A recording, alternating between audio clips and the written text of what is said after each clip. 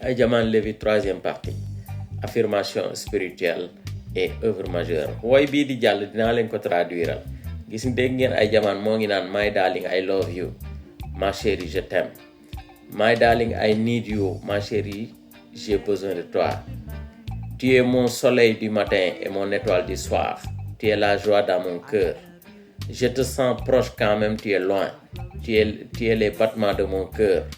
Ma chérie, Dia sait combien je tiens à toi.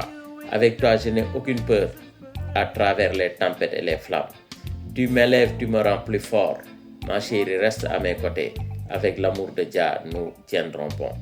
Donc, forme spiritualité, boobu gis nga ni mu koy wooye moo ngi wax plus loin moo ngi ko naan feneen ma chérie, tu es la lumière dans mes ténèbres, le repos de ma fatigue, le calme dans mes tempêtes. Quand le monde me rejette, tu es là avec un sourire, une main, un amour qui ne change pas.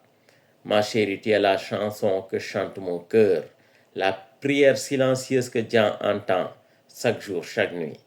Tu es plus qu'une femme, tu es mon refuge, ma reine, et quand je te regarde, je vois en toi Dia. Ma chérie, ce que nous avons ne s'achète pas.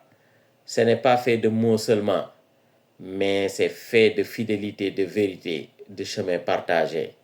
Même quand les vents soufflent fort, tu tiens ma main sans peur. Et je dis à Dia, merci pour cette perle rare. Ma chérie, je t'aimerai au-delà du temps, car notre amour vient de loin, d'avant même que nous soyons nés, et il vivra après nous. Donc, gis nga forme connexion boobu Aïdjaman di woy jabar ji ci son yooyu noonu. Et c'est tellement fort que le gars il dégage en fait un amour spirituel boo xam ne connecté daf koy connecté en fait ci religion par rapport ak li muy sentir Dia. Am na beneen woy bu célèbre boo xam ne The Lily of My Valley mu naan ko foofu tu es le lily de ma vallée, la plus belle fleur que mes yeux aient vue. Dans les jours sombres, tu es la lumière qui m'apaise. Quand je suis faible, ton amour me fortifie. Ma bien-aimée, tu es douce comme le miel, pure comme l'eau de la source. Et je remercie Dia de t'avoir placé dans ma vie. Je t'ai cherché dans les collines, dans les jardins du monde, et quand je t'ai trouvé, mon cœur a connu la paix. Tu es le lily de ma vallée, blanche, éclatante, sincère. Ton parfum me guide, ton amour m'élève. Beaucoup d'autres sont passés, mais aucune ne brille comme toi. Tu es celle que Dia m'a donnée, celle à qui je confie mon âme. Tu es le lily de ma vallée. Reste près de moi, car avec toi j'ai trouvé l'amour vrai. Et donc gis am na beneen son boo xam ne I do une benn forme originalité foofu tamit mbëggeel lay déclaré jabar yi moo ngi ko naan I do mën nañ ko tekkee I do mooy dinaa ko def wala def naa ko wala bëgg naa wala li ma bëgg.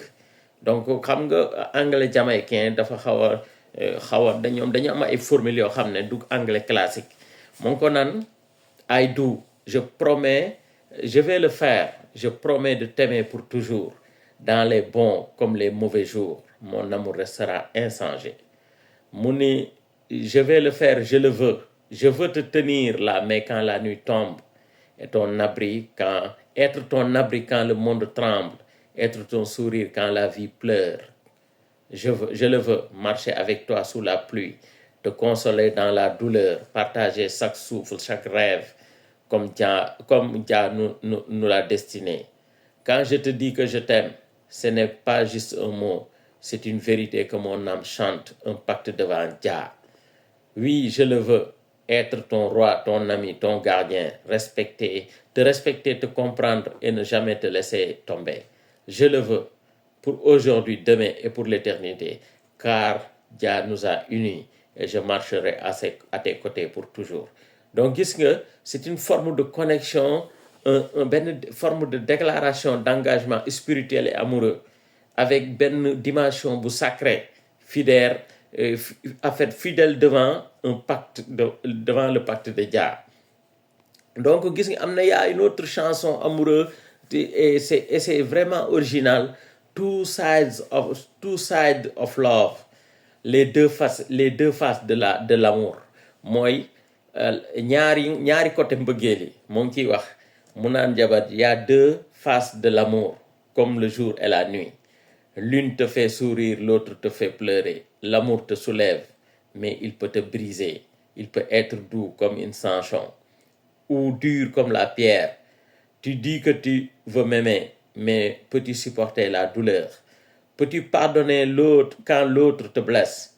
Ou marches-tu seulement dans les beaux jours? Les deux côtés de l'amour, c'est la lumière. C'est comme la lumière et l'ombre, la passion et la patience, le feu et la foi.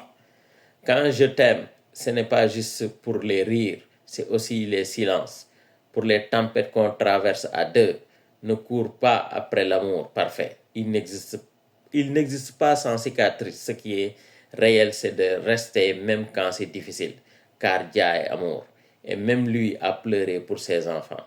Donc ça c'est waa ji moo ngi foofu wax jabar ji qu'est-ce que l'amour complet mu ni ko en fait l'amour est complet parce que dafa am ñaari façade day neex di naxari te mais neex ak naxari ànduñu dong pour neexaay bi mais dañoo ànd pour muy neex pour muy naxari donc gis ngeen dans la vidéo 3 effectivement que Aïdiamane il a confirmé mooy sagesse bi mu am prêtre forme de prêtre boobu nga xam ne moom indi na ko ci musique bi gën ko approfondir parce que comme ni ma leen waxee ci vidéo bi nee na moom Ama Lévi man prêtre laa boo xam ne dañ may yónni dama messager laa donc di nga gis donc dans le premier album qu'il a sorti en 1978 Haile Selassie First Hymne chapitre 1 1979 mu génne Haile Selassie First One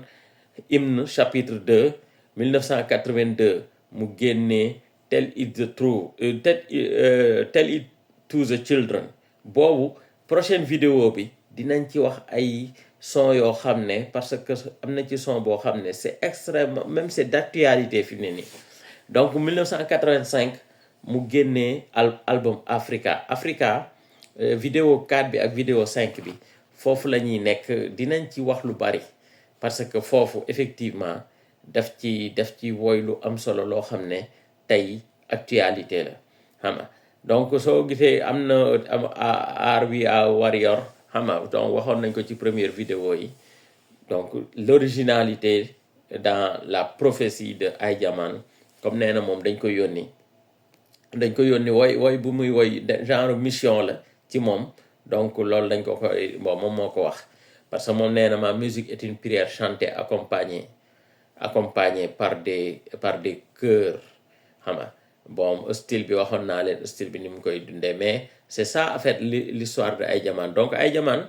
maa ngi leen di wax sànq ne jawar ji côté Ouganda fële mooy pays corne de l'Afrique wetu Éthiopie noonu jabar ji Madji foofu la jógee soo ko xoolee ci photo yi Madji war naa taf photom sax ñëpp xam ko gis ko jabar ji dafay ndróog même kanamu Haalpulaar parce que waa Éthiopie ak ay Ouganda yooyu yëpp dafa am ay pël soo xoolee éthiopiens yi ak somaliens yi ay pël lañ te boo la ma waxoon ne leen ñu jamaïcains yi dañoo bëgg Afrique ba nga xam ne ñoom comme ay africains la ñuy dund te de ay Afrique takk jabar africaine moo leen gënal pendant que ñun ñoo ngi bëgg a nduróog tubaab mais jamaïcains yi ñoom ñun lañ bëgg a nduróog ñun africains donc soo xoolee c'est des artistes yoo xam ne bon ne am na ku ma wax ne mais dinaa ko creuser ne ma il se peut Aïdiamane am benn doom boo xam ne moo ngi Gambie nekk Gambie dëkkoon na Gambie xam ngeen ne rasta yi tamit côté sexualité côté spiritualité ñoom voilà takk ay soxna dafa bokk ci seen life takk ay jigéen ñu bari tamit dafa nekk ci seen life mais duñu wax ne Aïdiamane noonu la dundee parce que amuma ci ay confirmation mais quand même dinaa creuser piste boobu donc demain dinaa defaat beneen vidéo ci Aïdiamane muy 4e vidéo boo xam ne sur l'homme et le message bi ma leen wax mooy dans Tell It to the Children ak Africa ak Are We a Warrior dinaa ci defaat yeneen vidéo demain ak après demain incha allah